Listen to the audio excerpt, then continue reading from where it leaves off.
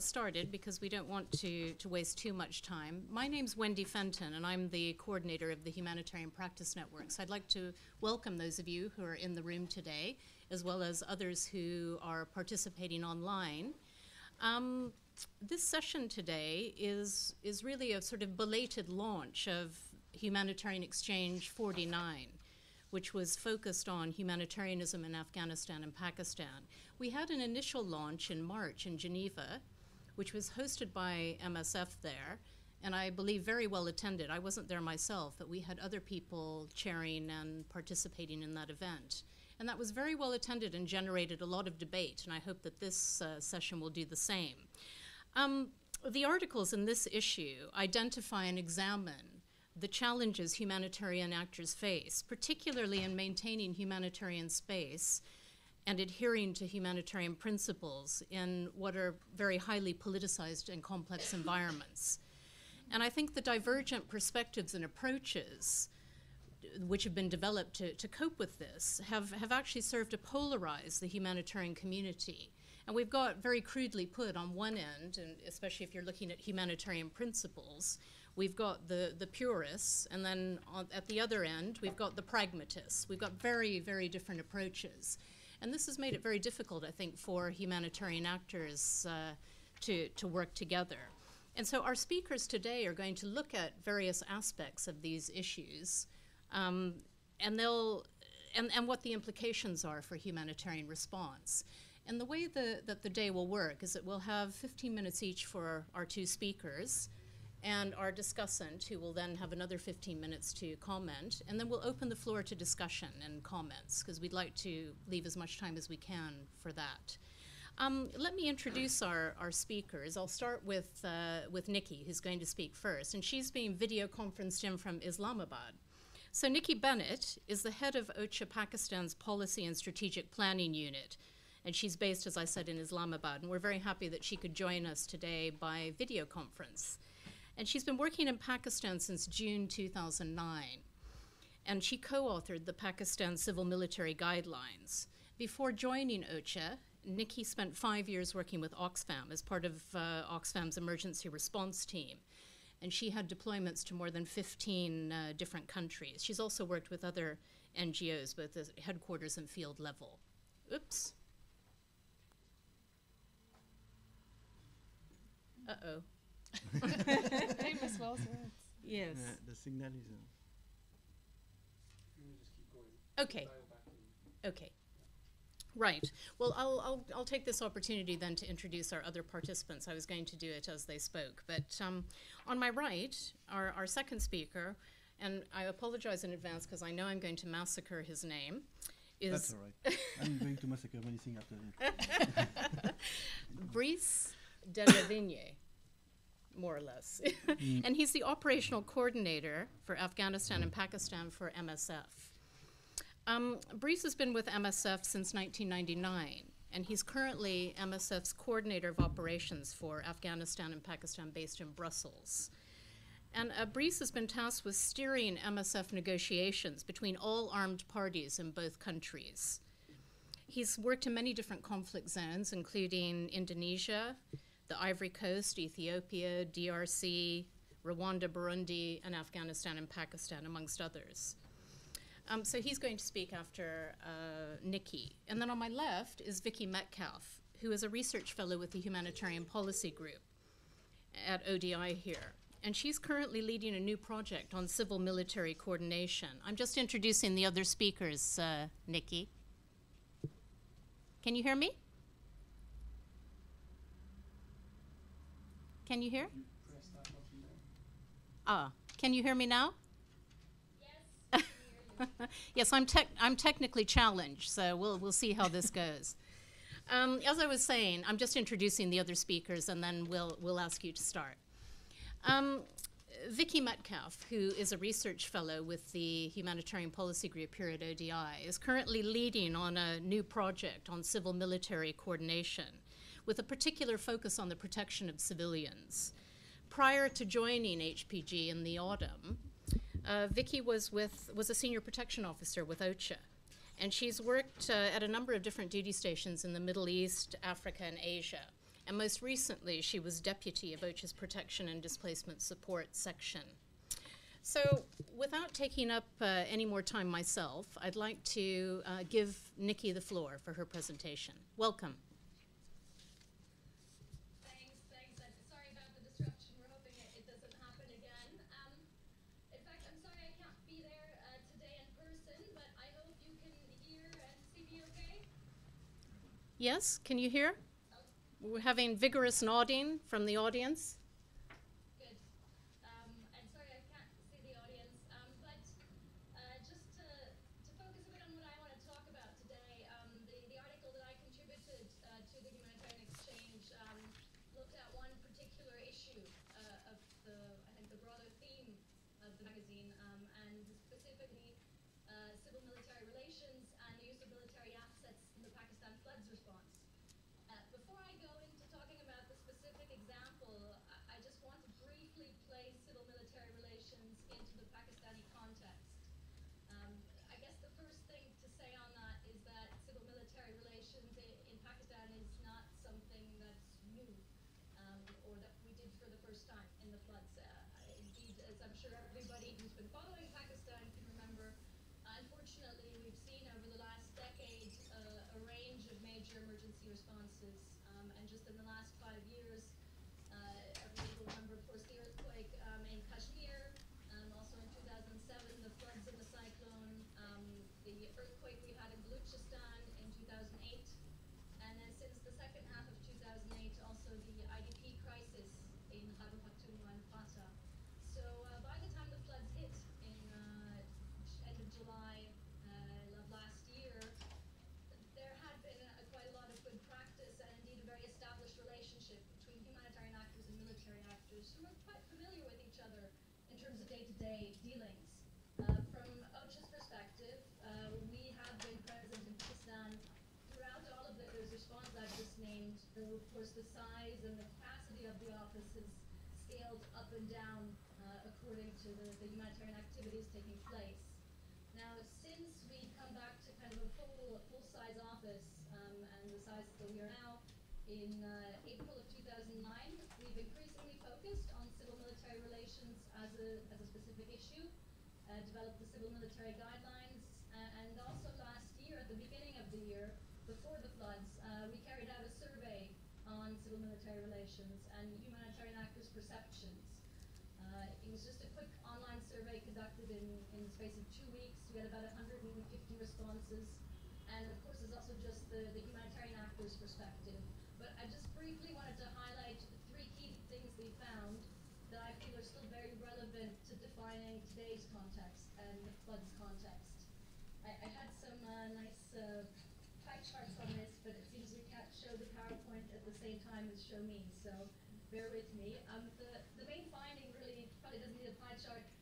It's simply the importance of civil-military relations to humanitarians. And here when we asked humanitarian actors, how do you see civil-military relations as an issue, we got a whopping majority of 95% saying either this is a key priority for them or this is an important issue. In fact, 2/3 of that was people saying this is a key priority to us within the context.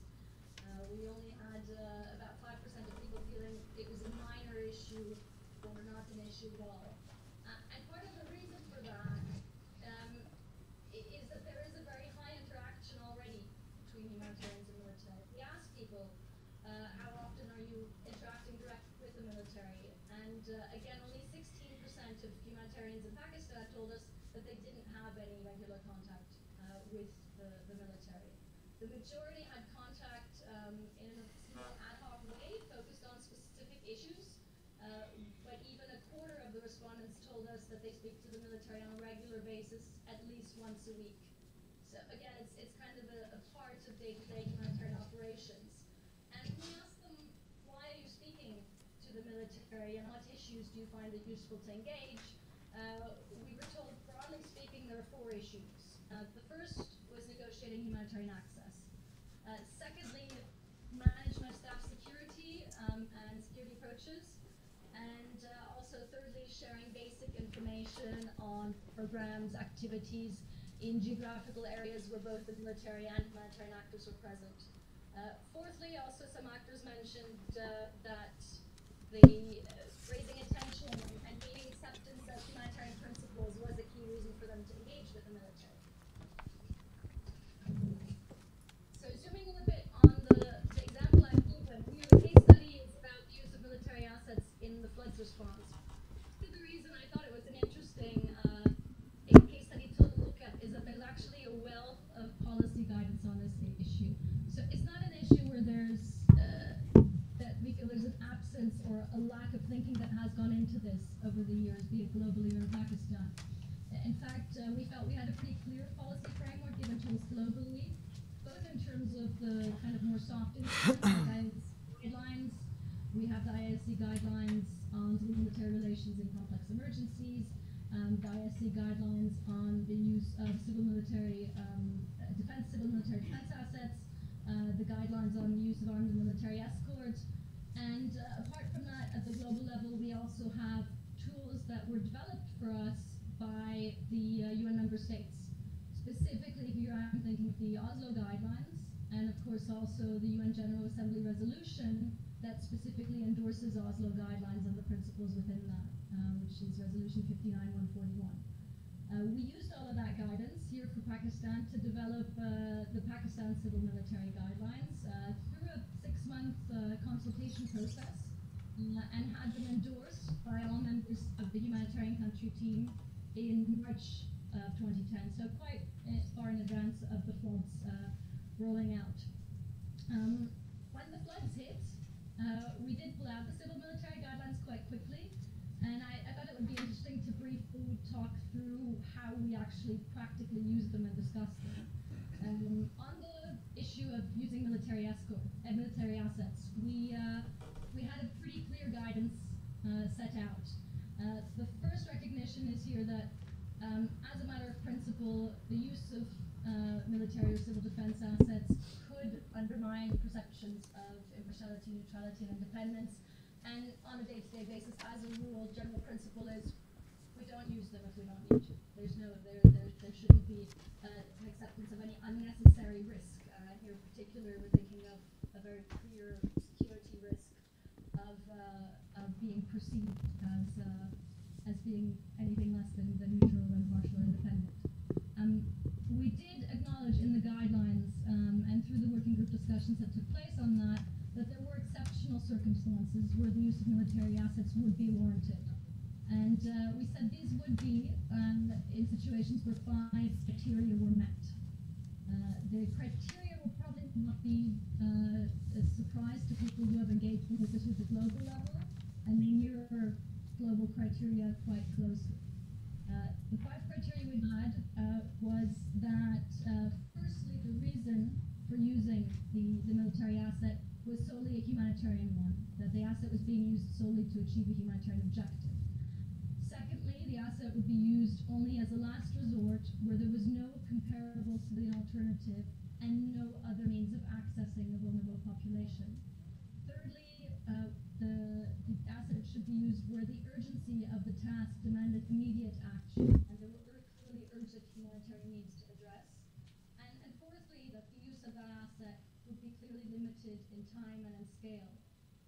The final criterion was quite simply that the request to use military assets, because it was an exception, should be brought to the humanitarian country team and discussed, and where the humanitarian country team agreed that asset should be used.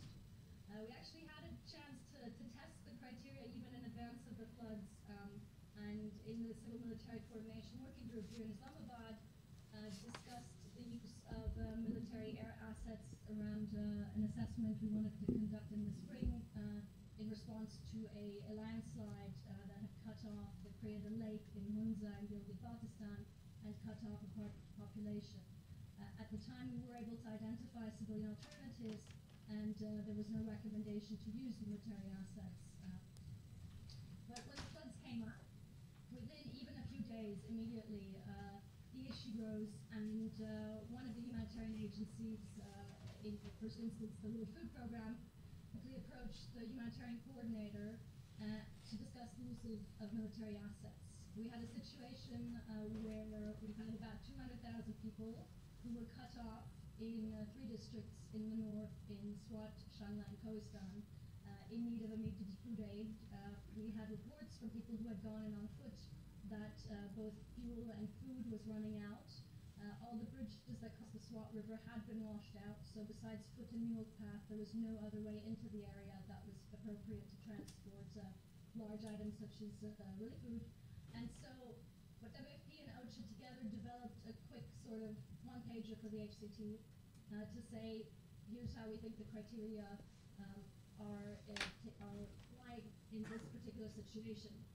We had a meeting the first week of the response, the 5th of August. The HCT agreed unanimously that the request should be granted, and the assets were used for that situation. Not long thereafter, we had a similar request following on. In fact, as the flood wave was moving from north to south and affecting more and more communities and more areas were becoming cut off, the HCT decided, again, we projected basically the 5 criteria into a slide at the meeting and discussed whether the initial request should be extended to include other sectors, to include other parts of Pakistan, other provinces that were also cut off, and also whether we could expand the use of air assets to include marine assets, in particular here hovercraft for some of the areas that have become islands in the south. Again, the HCT unanimously found that the criteria were met and the request was approved. In both of those situations, just one quick thing to add was that we recognized at the HCT level that of course there is a risk in using the asset, which is why as a general rule we don't. And that mitigation measures should be put into place. And for both of those requests, the mitigation measures, largely by the logistics cluster who was managing a lot of this, were put in place to, for example, limit the presence of humanitarian actors on the assets. In the north, for example, the humanitarian actors walked in on foot or by mule, and the role of the military was limited to the transport, but then the handover of the area took place in situ and had a clear separation of roles and responsibilities. We limited the presence of media on the flights and also, where possible, removed any military markings from the helicopters. So those kinds of measures were discussed and the suggestions came from the ground how to implement them. The final request, there wasn't a request that came to the HCT. In the meeting on the 20th of August, we had heard from the media that there was a discussion around the use of the rollout of a NATO air bridge to Pakistan.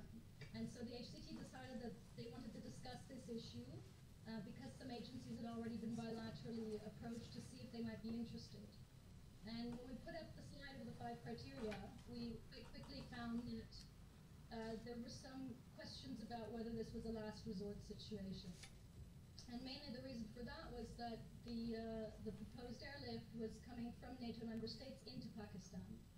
And that being a route where there are significant civilian alternatives in terms of commercial charters, or both for airlift as well as for sea lift. And in fact, most agencies having standby capacity and pre-signed contracts to supply exactly those routes. Linked to that, we also discovered that if there wasn't a last resort because there were civilian alternatives, it would be difficult for the 4th criterion to be met, because if it wasn't a last resort, then how would we know when to start and to stop the use? So the HCT discussed and decided that at the present time there was no need to use a NATO air bridge. We did have at least one member of the HCT express some doubt about that decision because, of course, there was financial consideration as well.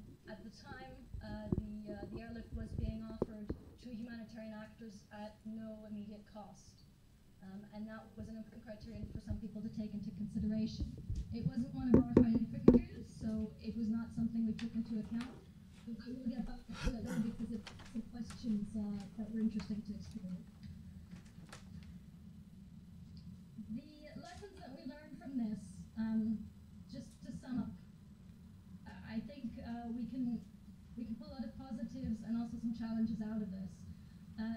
The key thing really that we felt was positive was our ability to develop a unified humanitarian country team position on an issue as complex as this. There are always questions about how can a humanitarian community that is very, very clearly diverse pull together and on big issues like this come to a consensus. By and large, we felt that that was established, and certainly, of course, the pre-existence of the guidelines helped, though I would argue that the existence of the global guidelines in itself already provided a pretty good forum to make that a success. The second key success, I think, here is just to acknowledge operationally, things actually work very well. In Pakistan, the way that military assets are managed is quite clearly streamlined as bilateral contributions from foreign militaries to the Pakistan Armed Forces. It means that all foreign military assets fall under the command of the Pakistan Armed Forces, and we thereby have one key interlocutor. Of course, in the very early days, there were some challenges about the tasking, the prioritization of how assets would be used, where they would be used. Quite quickly, some actors suggested the establishment of a joint air coordination cell. That managed to pull together all the key actors, representatives from the armed forces, as well as the foreign militaries, some donors, of course, the federal government, and the relevant humanitarian actors, in particular the logistics cluster, into one place to agree on priority areas, to agree on modalities, to agree on tasking, and very quickly resolve a lot of the challenges. The key thing here really, and I know my logistics cluster colleagues would echo this, that we experienced was a huge degree of commitment and very high degree of competence on the part of the Pakistani Armed Forces in actually coordinating on the ground for the use of these assets, and that was a very positive experience. Finally, the challenges, because of course nothing goes perfectly. Of course, we had some challenges, and I'm just going to highlight two and hope we can explore them a bit more in the discussion. One challenge we had here was the difficulty of communicating our positions, because in essence they were fairly nuanced positions. What I mean by that is that a lot of donors appeared confused, and a lot of external stakeholders came to us and said, oh, well, aren't you being inconsistent here by using military assets inside of the country and deciding not to use them outside of the country? Of course, we felt we weren't being inconsistent because we were using the same criteria to decide on both. Where we attained that to some actors, we had a couple of examples of donors that asked the question, and when we shared the criteria, very quickly agreed that this was what the member state wanted and had outlined in GA resolutions, and even adapted their own plans for bringing materials into the country as donors. In other cases, we didn't have that experience, and we're still challenged on the decision making.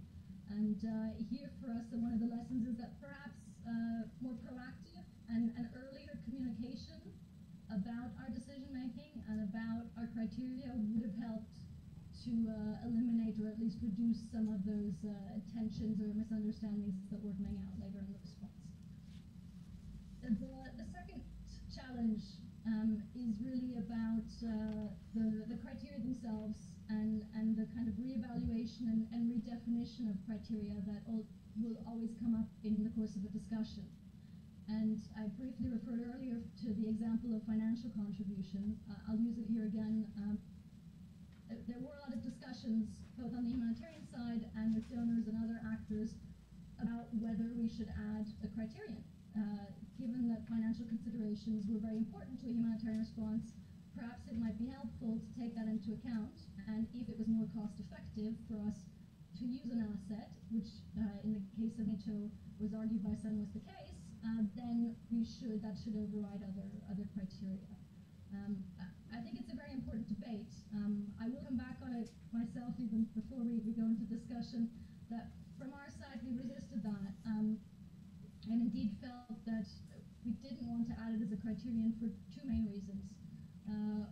One was that our experience institutionally was that there's no such thing as a free flight, and that indeed in a lot of past disasters, the costs covered for airlifts or for use of military assets by a number of UN member states is often backbilled to development or humanitarian ministries, in many cases after the fact. I think anybody who's worked in the Pakistan earthquake or the Haiti earthquake will remember discussions about this taking place. And linked to that, really the key reason here is that often these sorts of things are not decided or agreed or resolved in advance. So at the time when decision making is taking place, it's often impossible for us to know until, in fact, weeks after, whether or how something will be paid for. So to take it into consideration as a criterion, when we tend not to have access to that kind of information is quite frankly a bit unrealistic. For the Pakistan earthquake, sorry, the Pakistan floods, just to give the example, we did confirm with at least one of the donors, one of the major contributors to the NATO airlift, that the 2 million euros that have been contributed were indeed backbilled by the Ministry of Defense to the humanitarian and development budget, which we would normally look to have the humanitarian actors and the appeals processes funded. So those were some of the considerations on that particular case study. I think it's a very specific example that highlights some of the broader issues that the humanitarian exchange looks at, and I'm very interested to hear some of the broad perspectives, hopefully also from my colleague Brice and people in the audience. So I will leave it at that and look forward to discussing in the Q&As and hear what questions, comments, responses people have. Great. Thanks very much.